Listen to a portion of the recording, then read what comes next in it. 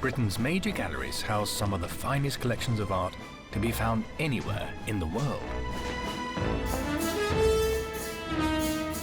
But there are thousands of other artworks we know little about in the collections of smaller institutions.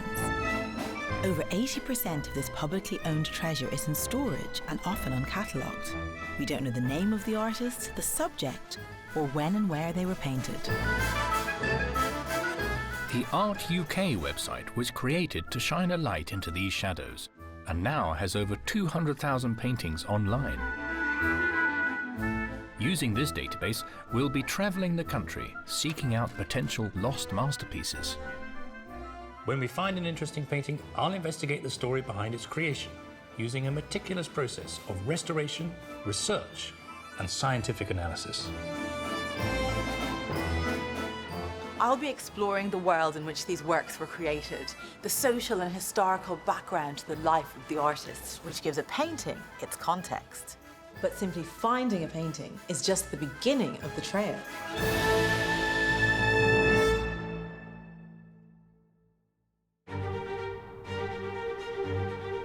This week, we've come to Oxford to uncover the story behind a portrait of a student who took his degree in 1745.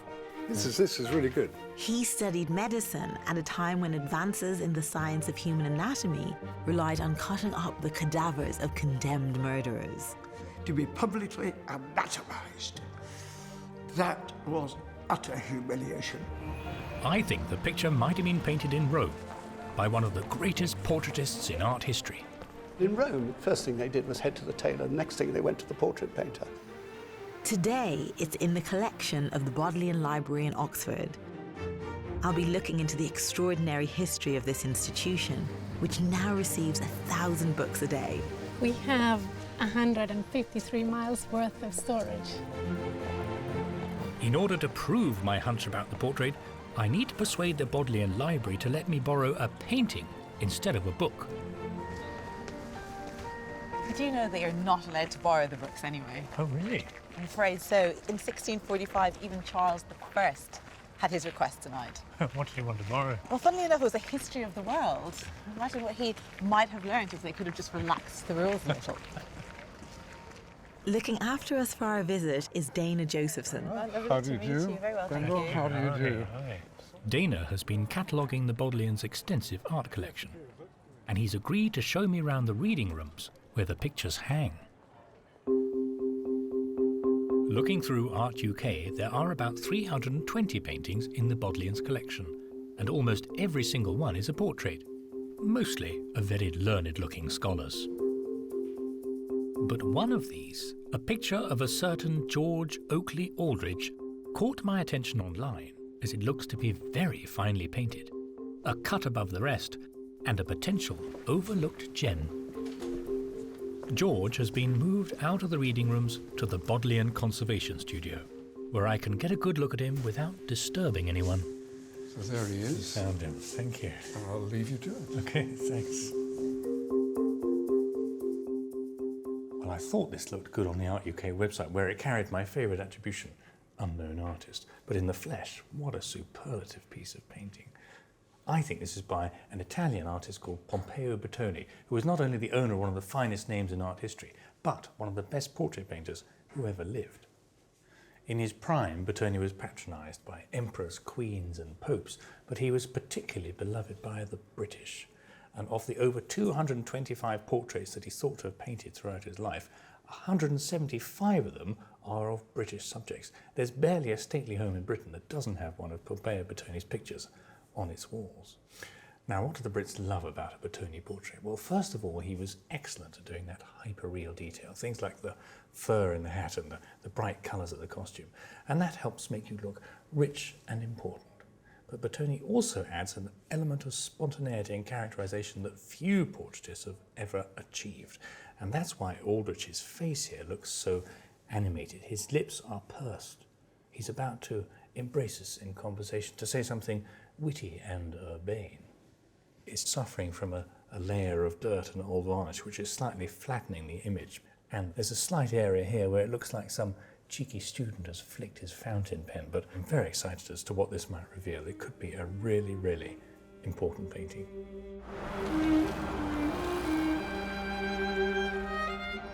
While Bendor has been looking at the picture collection, I've been looking into the history of the Bodleian Library. The first purpose-built reading room was in this church, St. Mary's on the High Street, and it quickly became the nucleus of the university. Being handwritten by scribes, the books that were kept here would have been extremely valuable and consequently not that numerous. In fact, the library probably only had about 20 books, and these would have been kept chained to the walls. 100 years later, with the invention of the printing press, books suddenly became cheaper and consequently more numerous. Shortly after that, for the first, but I'm sure not the last time, somebody said, "You're going to need a bigger library." At the time, England was in the depths of the 100 Years' War with France and had lost a large portion of her population to the Black Death. But it was also a period when the arts and crafts flourished. In 1447, when Humphrey, Duke of Gloucester, gave the university his collection of 280 books, this was the room they built to house them. This was the first library in England to have shelves along the walls, becoming the inspiration for all libraries since. Duke Humphrey's collection lasted only 60 years, though. In 1550, in an anti-Catholic purge, the books were burnt, and the room became part of the medical school. It would be another 50 years before the university replaced its library, and it was thanks to the efforts of a former fellow of Merton College, Thomas Bodley. Bodley, who gave his name to the library, refurbished the existing rooms and built elegant new ones, but it didn't come cheap. I absolutely love the fact that Thomas owed his fortune and Oxford its library to this, pilchards. Now, Thomas wasn't a particularly wealthy man, but he had married a very rich widow, whose husband had made his fortune trading in pilchards. When Thomas retired, he devoted the pilchard fortune to giving Oxford back a library. The Bodleian Library opened in 1602 with 2,500 books, but perhaps the most significant event in the library's history took place a few years later in 1610. Bodley entered into an arrangement with the Stationers' Hall in London that was to profoundly affect the future of his new enterprise. It became a library of legal deposit. This meant that a copy of every book published in England had to be deposited in the library. A great way to boost your collection, but a massive headache for the future. One of the architectural highlights of Thomas Bodley's original building is the Tower of the Orders, and 5 stories up on the top floor of this Tudor skyscraper are the records relating to the Bodleian art collection. I've ordered up some documents that I hope might cast some light on the process by which the Bodleian came into possession of the portrait of George Oakley Aldrich. In the latest catalogue, it says that the picture was given to the university by Miss Benson of East Retford, sister of the sitter's widow, in 1837. So his sister-in-law gave the picture to the university? Correct. Right. In the older catalogue, the first scholarly catalogue of the library's collection of portraits, it says a little bit more. In the catalogue of 1840, this portrait is said to have been painted in Italy. It doesn't say by whom. Well, that's a start. That's an invitation. Well, this is the actual letter offering the portrait to the university on behalf of Miss Benson, because she was very old at that time, so her neighbour was writing on her behalf. Miss Benson, an elderly lady residing in Nottinghamshire, is disposed to present a painting of the late Dr. Aldrich. Well, that's very good of her. So we can be absolutely certain we've got a direct line back to him. We know that it's certainly of him. But still, although in this game we always talk about the importance of provenance, we don't have an attribution. And we'll have to prove it by some other way. I hope you can.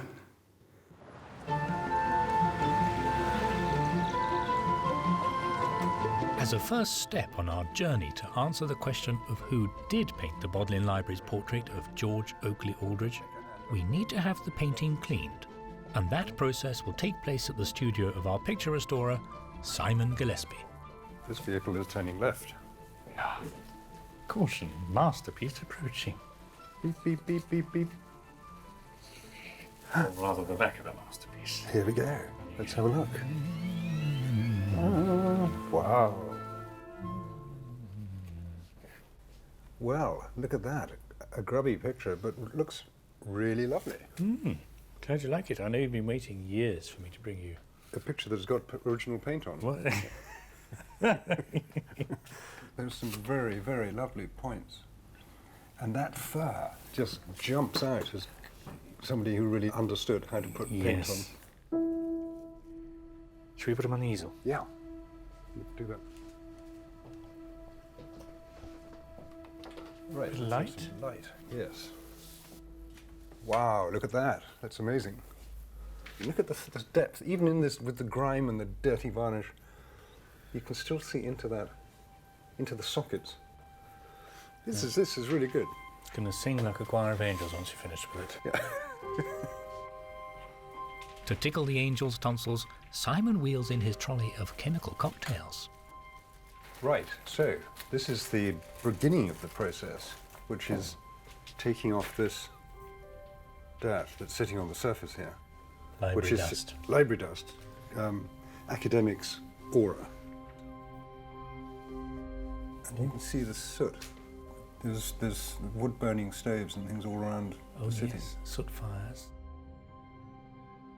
And that is soot. You can see that sort of black, Goodness sooty stuff, me. which is everywhere. Look at this fresh brushstrokes down here. And there's these reflections. Well, you're already looking healthier, isn't he, our chap? Yeah, he's been eating his apples, hasn't he? He had a lovely pasta lunch. Yeah, we've got a very nice condition painting, and already look at that, the volume in here. Look at that change. So the next stage is to take off the yellow varnish, which you can still see there. You can see how discoloured it is from the white of this and the yellow on the collar. Mm-hmm. More stubborn than I thought. Yep, slowly, slowly. Here she goes. Look at that. That yellow varnish, nice yellow varnish, is just aged. And that's been protecting the paint. Fantastic. What a lovely transformation. Yeah, amazing. And look how good quality the paint is. There seems to be some evidence of overpaint around the mouth. Just going to see if that comes off. But Simon's initial investigations suggest a clean, and the removal of the old varnish will reveal a fine painting hidden underneath. The crucial thing is that our sitter, who's called George Oakley Aldrich, Oh yeah. none of his papers link this picture to Batoni. So it's all got to be connoisseurship. And we've got to place him in Rome, of course, at the right date. So we've got a bit of work to do yet. Connoisseurship is the process of looking at other works by an artist and making comparisons of style and technique to decide who painted a picture. The next step on my quest to connect George and Pompeo Batoni is to compare our picture with 100% bona fide Batoni at the National Portrait Gallery. And I've asked 18th century paintings expert Professor Robin Simon to tell me what I should be looking for. Wonderful picture. This is Lord North, later to become Britain's Prime Minister, and the portrait was painted by Batoni in Rome in the 1750s, around the same time I think he painted our man, George Oakley Aldrich. Brits loved Rome, and they loved Batoni because he had a sympathy with what made them enjoy Rome so much. It was such a moment of release. It was so exciting to get to Rome. First of all, you could buy clothes at about a quarter the price that you could in England. So does that explain why so many Batoni portraits of Grand Tour Brits, it looks like they've just raided the fancy dress box? It's exactly what they've done. In Rome, first thing they did was head to the tailor. The next thing they went to the portrait painter. Lots of letters home about, I've just ordered a wonderful dress and so on. Unlike gorgeous George, Lord North was famously unattractive and was described at the time as looking like a blind trumpeter. But in other respects, I'm encouraged to see very clear similarities to our painting. That open mouth look, that sort of pursed lips, what I find so magical in this one is all the musculature around the mouth. It's perfectly done, isn't it? And anatomic precision. Yes, you do get this in great portrait painters, as though they're alive. And you've put your finger on it here. This is one of the Batoni portraits where the lips are slightly parted. Yes. And he's just thinking, which he is, he's composing a letter. So you can see the words of the letter going through his mind almost. Yeah. And that's an aspect of Batoni that sets him apart, really. Yes. Seeing this picture has been tremendously encouraging. The face, in particular, is painted using the same beautifully observed detail as our picture. And I think the partly open mouth shows an artist using exactly the same tricks to bring his sitter to life. When George Oakley Aldrich arrived to start his degree at Oxford University in the 1740s, the Bodleian Library's status as a library of legal deposit meant they were beginning to run out of space on the original site. In the middle of the 19th century, the Bodleian took over the Radcliffe Library, but the books kept on coming, and in 1914, the millionth volume was added to the shelves. Hemmed in by heritage buildings at the very heart of the university, the Bodleian began looking avariciously at the neighbouring streets. In 1931, a row of houses were demolished here opposite the Schools Quad on Broad Street, and the new Bodleian rose in their place, making room for 5 million books. Designed by the architect of the traditional red telephone box, Giles Gilbert Scott, the new Bodleian burrowed several stories below street level to create an underground book bunker. For the first time in a century, there was plenty of empty space on the shelves. But by the end of the 20th century, the library was receiving 1,000 new books every day. They finally had to admit there was nowhere else to put them in Oxford. Could this be the answer? At a cost of £26 million and change, this colossal high-tech storage facility is just outside Swindon. It's hard to imagine somewhere more of a contrast to Duke Humphrey's library. My guide to this labyrinth of literature is Virginia Laldo Busan. This is vast. I like to call it a city of books because it's almost like walking about New York with such tall buildings. The challenge they face now is getting the books into the hands of the students 30 miles away in Oxford. If someone is ordering a book in the morning, it is very likely that they can have it in the central Bodleian building in the afternoon. So how much space have you got here? We have 153 miles worth of storage, and we've filled this amount of space with now 10.5 million items. And how long until this space is full? We estimate that about 12 years Okay. until we need a new building. It's extraordinary to think this all began 700 years ago with 20 books chained to a church wall.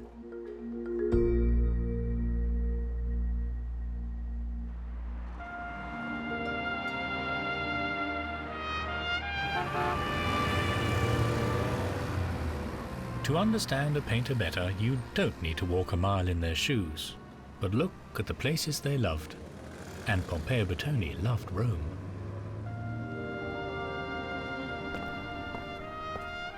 As a young man, he spent his time exploring the city and drawing the ruins of classical antiquity. If he did paint our picture of George Oakley Aldrich, we can be sure it happened here, because having arrived in Rome at the age of 19, he never left. His first commission was the result of a chance meeting on a rainy morning under this arcade. In April 1732, Count Forte Gabriele Valletta was crossing the piazza here when he was caught in a sudden rain shower. Taking shelter in the arcade, he came across a young Pompeo Batoni who was engrossed in making a drawing of an ancient Roman sculpture. The Count was impressed by what he saw, and the two soon started talking. Batoni lived nearby, and the two men walked down the hill to his lodgings, where Count Gabriele could see some more of his work. The meeting was a fortuitous one for both men. The Count saw the raw power in Batoni's art, and he gave him his first commission that very afternoon.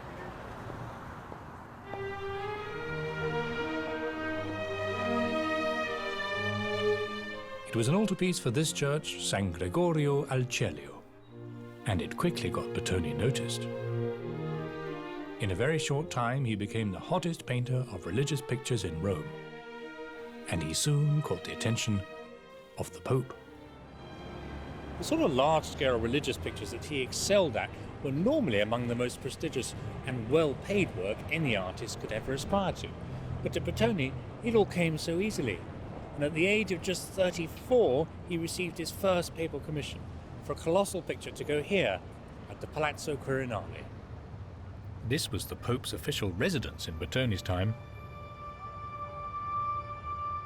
And this is the picture he painted, Christ presenting the keys of heaven to St. Peter. But his first commission from the most important man in town didn't go smoothly. You see, Batoni had a bit of a problem. He was a perfectionist.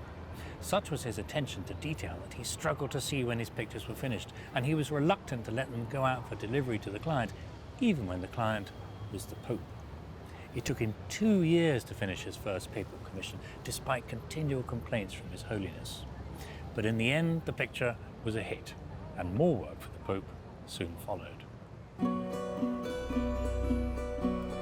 It's fascinating to think that Pompeo Batoni was studying anatomy in Rome by looking at antique statues, whilst at the same time George Oakley Aldrich was studying anatomy in Oxford by dissecting human corpses. This gruesome business was an essential part of every doctor's training, but it was a constant challenge for the university medical schools. Finding somewhere to study anatomy had never really been a problem. The tricky issue was finding the dead bodies to cut up.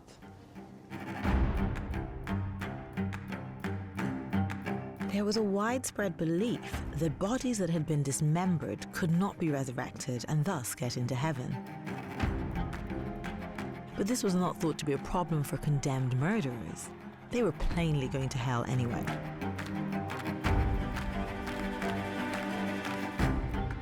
Public executions took place here, on the green between the prison and Oxford Castle, and they were the main source of dead bodies. In 1636, Charles I granted a charter allowing the corpses of any criminals executed within 21 miles of the city to be used for dissection. A public hanging always drew a lively crowd. But now the families of the condemned gathered at the foot of the gallows in competition with the officers of the university, who had come to claim their cadaver, both groups waiting for the last signs of life. Once the body was pronounced dead, it wasn't unusual to see fights break out between the university officers and the families, and this sort of unholy tug of war over the bodies commenced.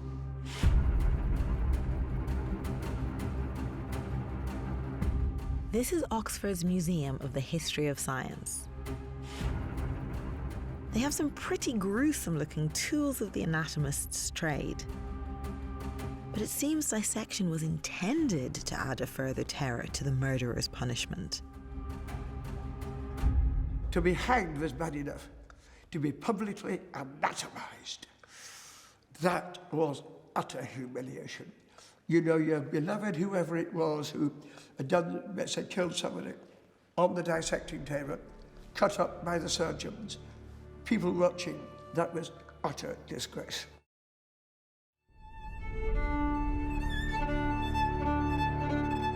The knowledge gained through human dissection certainly gave doctors like George Aldrich a grounding in how the body worked. But I'd wondered if it helped them make people well. The state of anatomy would be very advanced. You would know everything about what's called the gross anatomy of the body, the anatomy that you could actually see, touch and handle. You know how the heart functioned, the brain and so on. The thing is, though, you could do very, very little to cure a sick person. You had the doctor as a scholar and a scientist in the lecture theatre with the corpse, but at the bedside, he was still on the same level as Sally the village wise woman.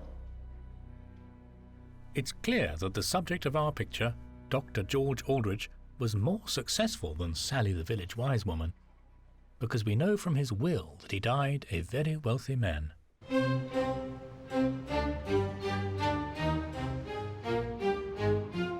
In 1745, George left Oxford with a degree in medicine, while in Rome, Batoni's career was going from one triumph to another. To really leave their mark on history, there was one goal every painter would have aspired to paint an altarpiece for the Mother Church of the Catholic faith, St. Peter's. In 1746, Batoni got the call. This commission was to mark a watershed in Batoni's career, and in a way was indirectly responsible for our picture in Oxford.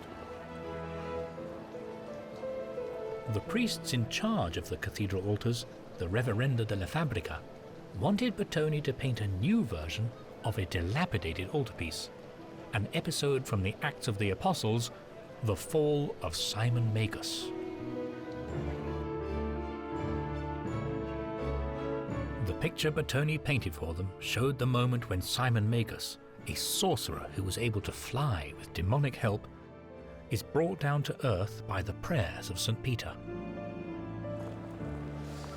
Ever the perfectionist, Batoni made hundreds of preparatory drawings as he worked out a highly complex composition. The picture took him 9 years to finish, and although he was paid in full, you won't find the picture in here. 9 months after the painting was delivered, the Reverenda della Fabbrica had a change of heart. The old painting was suddenly found to be in a very good state, and Batoni's new masterpiece much inferior. So what happened? I think by the time Batoni finished the picture, it was actually rather old-fashioned. It's a powerful work, but by 1755, when he finally finished it, all the Baroque flummery and dramatic emotional gestures that had been the stock in trade of this kind of painting for a century were starting to feel a bit dated. This rejection marked a dramatic change in Batoni's career. He turned away from doing religious pictures and instead took up portraiture. He already had a long list of clients who keenly admired his ability to capture a good likeness, and he found it easier to tickle the vanity of individuals than to please a committee of bickering priests. At the front of the queue were the British grand tourists who were arriving in Rome in increasing numbers. I'm sure George Oakley Aldrich would have been one of those grand tourists. It would have been very unusual for a student from Oxford University like George not to have completed his expensive education with a trip to Rome. The British affection for Rome really took off in the 18th century. Alongside the discovery of the ruins of Pompeii, more and more antique statues and carvings were dug up every year. Grand tourists were gripped by a mania for the remains of the classical past. Samuel Johnson observed at the time that all that sets us above savages comes from the shores of the Mediterranean. These new discoveries acted like a magnet to the British upper classes, keen to see what they thought was the origins of civilization. By the time the fall of Simon Magus had been rejected by the priests of St. Peter's in 1755, the trickle of visitors from Scotland, Ireland and England had turned into a flood, and Pompeo Batoni was ready to cash in.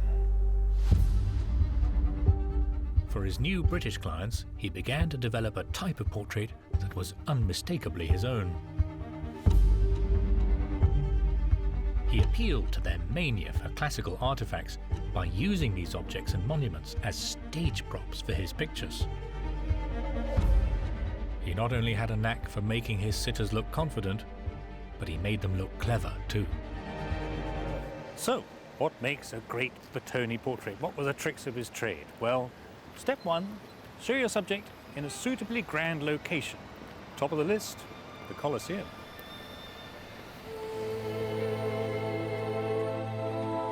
Step 2, show off the sitter's clothing and accessories.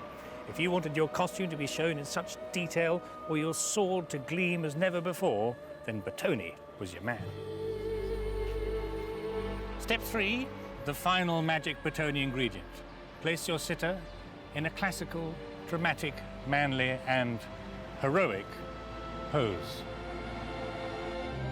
This picture of Colonel William Gordon is probably the only portrait ever made to include the Colosseum and a kilt. It took so long for Batoni to paint all the detailed folds in the Huntley tartan the Colonel is wearing that he left it behind in the studio when he returned to Scotland. The statue is the goddess Roma, and Colonel Gordon is telling us that the Scots are every bit as knowledgeable about the classical past as anyone else. I'm sure the portrait was painted in the studio, but Batoni certainly came here to sketch the details of the Colosseum. And I wonder if I can find the exact spot. Aha! It must have been less perilous in the 1760s. It's amazing how realistic it is. It's not some little doodle of the Colosseum in the background. This is brick for brick accurate. And of course that is what people went to Batoni for.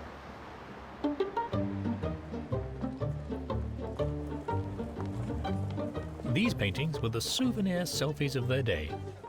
And for British grand tourists like our man George Oakley Aldrich, an absolute must-have memento. When in Rome,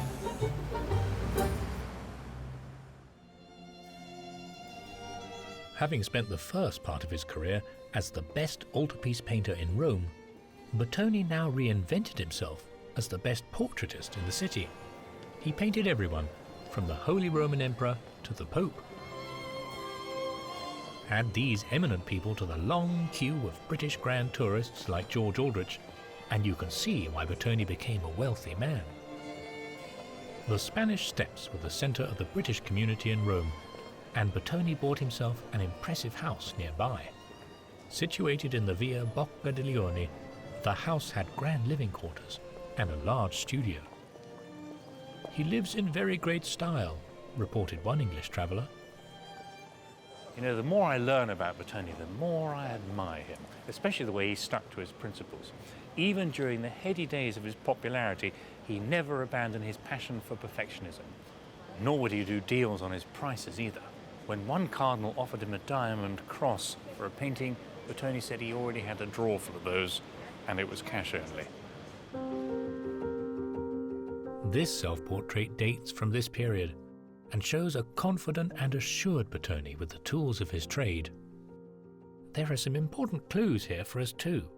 He's painted himself in an oval frame, just like our picture, and is wearing a fur-lined red jacket, almost identical to the one George Aldrich wears. I love the little detail, almost hidden, of a medal hanging by a ribbon inside his coat. He wanted us to know he was fated by royalty. His Grand Tour portraits, with their classical stage dressings, were a winning formula, and unlike the Baroque altarpieces that have made him famous, they were at the cutting edge of artistic fashion.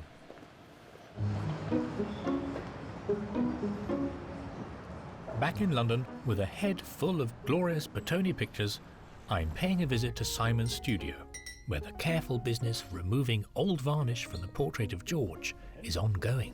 Welcome to our old friend. Yes. He's got a load of graffiti on him. The little tiny test that we carried out to see how feasible it is to take off overpaint and varnish. And those are the solvents that we've, different types of solvents, mixtures that we've used. It looks a little bit alarming, but it's quite a normal practice.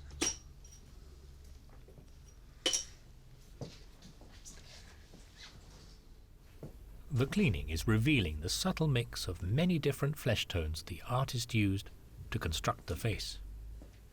This little bit was painted out for some reason. I can't quite understand why.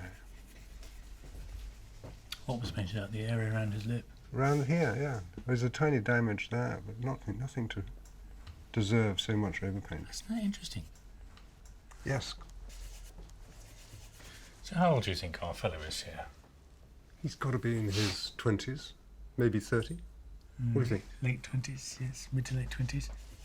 If this guy was, say, late 20s, then he's born in 1722. My math's not very good, but that means the picture would be painted around about 1750. Okay, spot on. Which would make it, incidentally, one of Batoni's very first Grand Tour portraits. Is that right? Yeah, this is cutting-edge stuff. Wow. Gosh, this is really the seed of what he's doing throughout Europe, then. Everybody who goes to Rome gets himself painted by Batoni. Indeed, and this would have been one of the first things. Yeah. Gosh, isn't that what a wonderful thing to have? To be I wonder proud if of. that sort of explains its modesty, because it's before Batoni would have got carried away and sticking, pictures of the Colosseum in the background. Yes, absolutely. Seeing the technique and everything for the first time, now that we've actually taken off all the dirt and varnish, is always quite a nerve-wracking moment, because it's the first opportunity I've really had to kind of focus my thoughts on who the artist is. Does what we're seeing match up with my mental image of Batoni? And now that you've opened up the fur, well, it seems to me as good as a signature, because that just looks like Batoni fur. I don't know anybody else who does fur like that. No. I mean, how many colours have you got in there? You've got this white, yellow, sienna colour, dark brown. And of course, Batoni was that, that absolute perfectionist who was obsessed with detail, and that's what we've got here. The more we reveal of George, the more I feel he resembles Batoni's other Grand Tour paintings.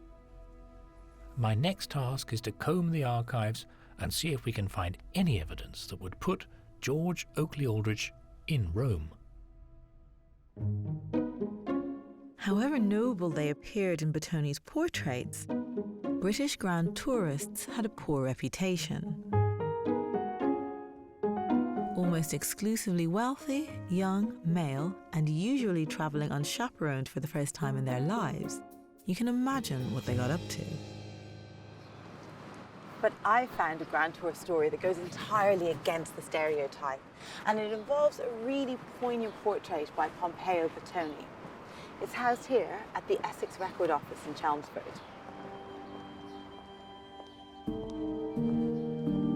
Like the painting of George Aldrich, this picture is one of Batoni's very first portraits of British subjects, but shows a different side to his character.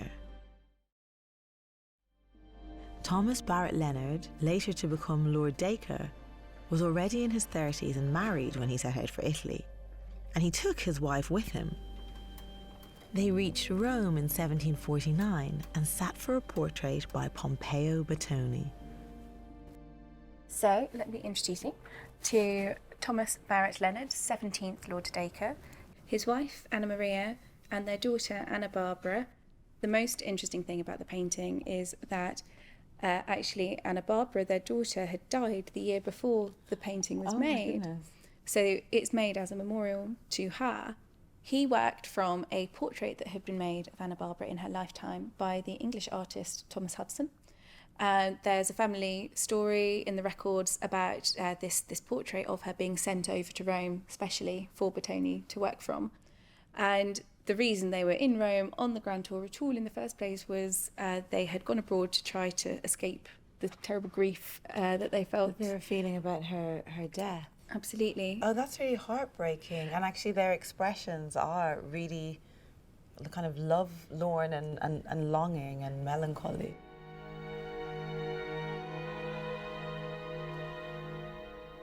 I love the way Batoni has handled such a sensitive subject. This was painted in the winter of 1749, and like George Aldrich, Thomas Barrett Leonard is wearing a fur-lined jacket which Batoni has painted in his meticulous way. Presumably the original painting that this likeness of Barbara Ann is taken from is still around? We hope it's still out there somewhere. We don't know? We don't have it here. As a measure of how deeply Thomas felt the loss of his daughter, he described her death in a family history, 28 years later. So, this appendix here, he writes, "This Anne Barbara, our bitter day, was snatched away by a violent fever." Her person was such as gained her favour at first sight. Her complexion of the finest white and red, she was all sweetness and goodness. She surprised and delighted everyone that talked with her, This may be thought a flattering representation of her, but in truth it is not. And therefore, at the hazard of being thought partial by those who have not known her, I could not resist the desire I had to pay this tribute and this justice to her memory. It's so sad. And you can see that he really adored her, that the level of detail in her description. The Dacre portrait shows how well Batoni responded to a sensitive commission so early in his career as a portraitist. But he had an extraordinary run at the top of his profession.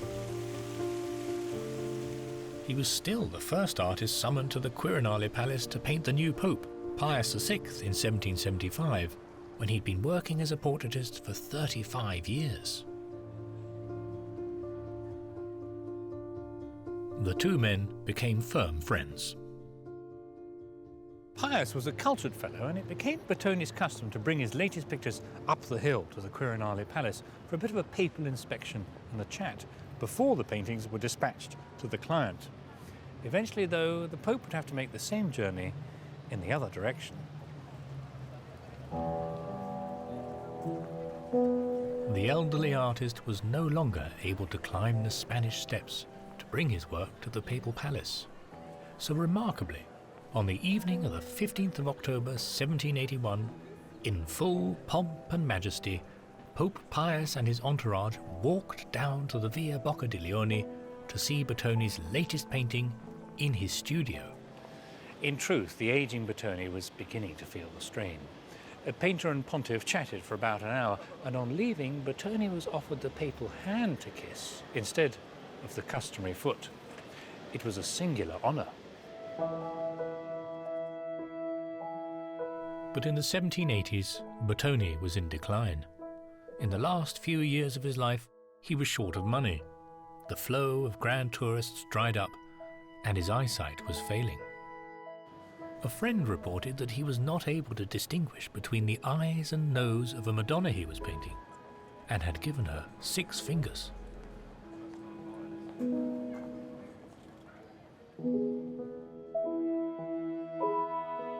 He died of a stroke in 1787 at the age of 79.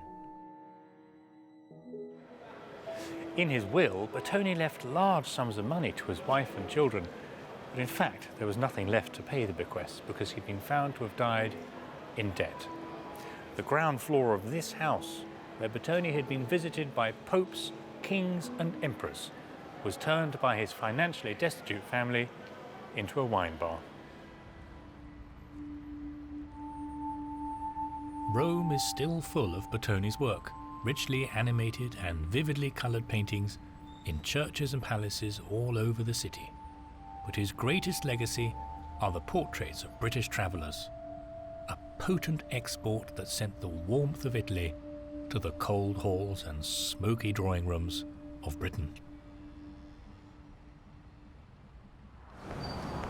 I'm really fizzing with excitement to return to Simon's studio and see the completed restoration of our portrait. With the remaining varnish and overpaint removed and the small damages repaired and retouched, George Oakley Aldrich is looking splendid.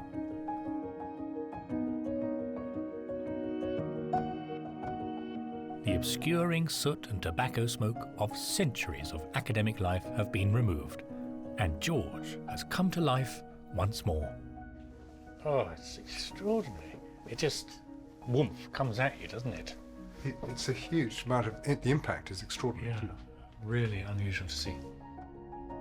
Most surprisingly, the reason for the later overpaint around his mouth is now clear. Is that a scar? Well, you've got it in one. I think it must be. I mean, this was all, if you remember, it was all retouched out. It was all painted out. It was, wasn't it? And so when we started cleaning it, we thought, hello, there's a damage, but it's not. It actually looks like scar tissue. And you can see that it's very deliberately worked up. This is not an accident, a technique. That's there. Yeah, you have the highlights from the light coming from the left, and the shadows around the raised scarring. I've never ever seen that in an 18th century portrait. It makes sense, actually, for a doctor, doesn't it? He would be the one person who might want to show that.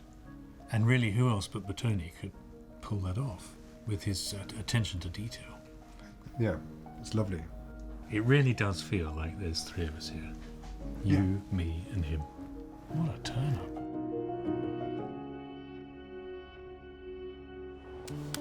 I'm now absolutely convinced our picture is by Pompeo Batoni, but there is still a missing part to our grand tour jigsaw. The question of whether George Oakley Aldrich was ever in Rome, and if so, when.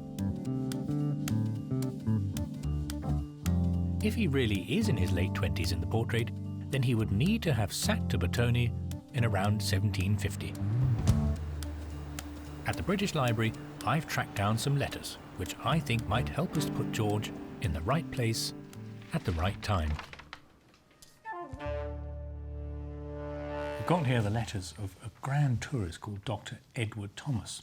We don't know a great deal about him, but he was a prolific correspondent, and his letters are full of information about who he was seeing on his grand tour. In this one here, which is written in 1750, he writes that he spent a great deal of time in the company of two English gentlemen, Mr. Aldrich and Mr. Neil, friends of Mr. Hart's. Now, was this Mr. Aldrich our man, George Oakley Aldrich? Well, I think so, not least because Aldrich is a fairly uncommon name. But, more importantly, we know that these other people were known to Aldrich too.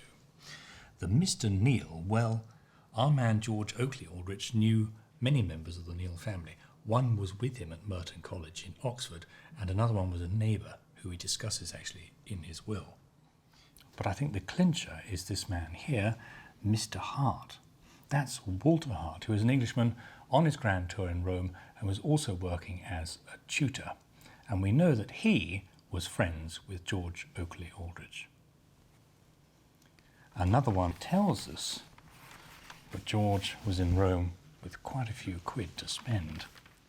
So the letter says here that I had a most kind offer made me by one Mr. Aldrich of a place in his coach, as I cannot afford paying 30 crowns a month for one of my own to see the palaces and view the pictures with him. And I am now grown so expert I can point out a Guido, my favourite painter, a Titian, and a Carlo Maratti. Well, I think this is fairly compelling evidence. First of all, we can place Aldrich certainly in Rome, where Batoni was working. Secondly, we know that he had money to spend. And third, he was taking a great interest in fine art. The most important fact, I think, is that these letters put Aldrich in Rome in 1750, which is just the date we think our picture would have been made. In other words, he's certainly at the scene of the crime.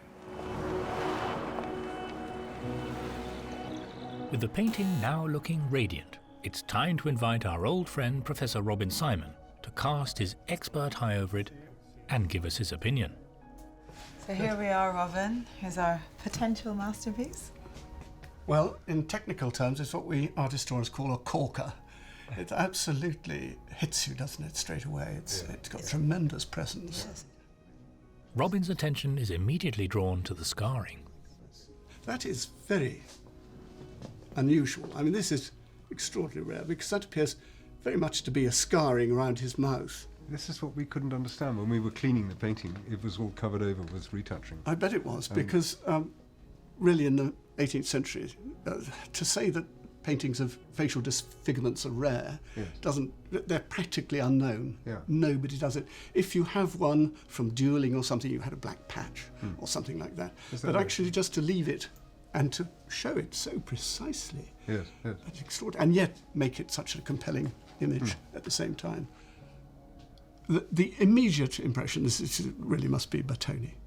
But it has to be a winter picture because he's wearing furs, and that's one of the things Batoni never messes up. And that's always reflected in Batoni's intensely fashionable portraits, that sense of what is right and fitting at any particular moment. Am I right as well that he is just a master of producing fur as well? Oh yes, I mean this hat My word, that hat. Where did you get that hat? This lovely studio cap with its little tassel and so very Italianate.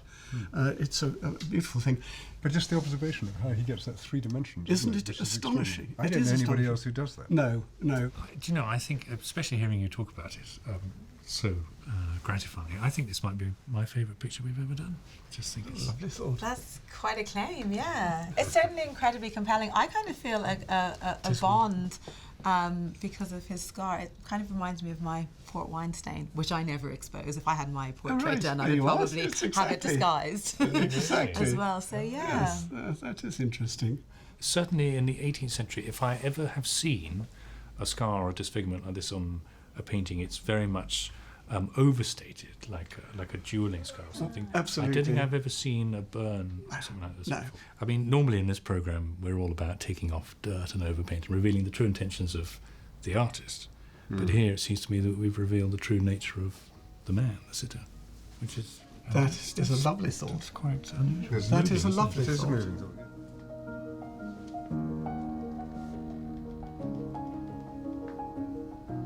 I would say, yes, this is by Pompeo Batoni.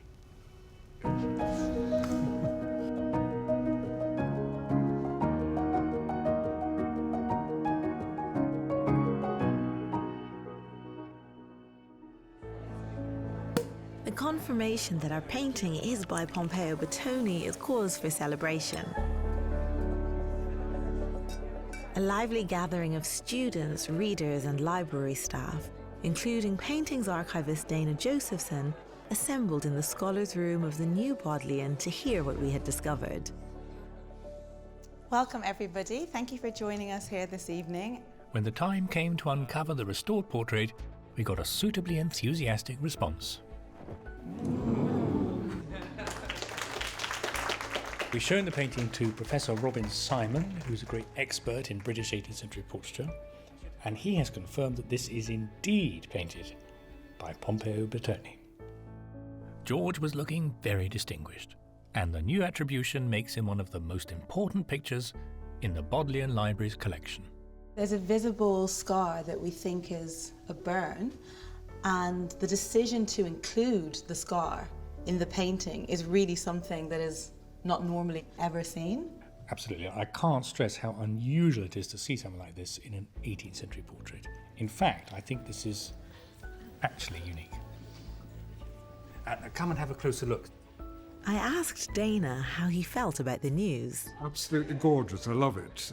It was so easy to walk past it for years. It's really come alive, hasn't it? It has. It's such an unusual picture because the man's not looking at us. He's sort of looking down and very modest, and I think he was quite a self-effacing guy, perhaps because of that scar. Yeah, I feel that now that it's been revealed, I want to know even more. It endears him to him somehow. I mean, lots of Batoni paintings are really quite sort of pompous and look at me, and he's not saying look at me, except in a very modest kind of way.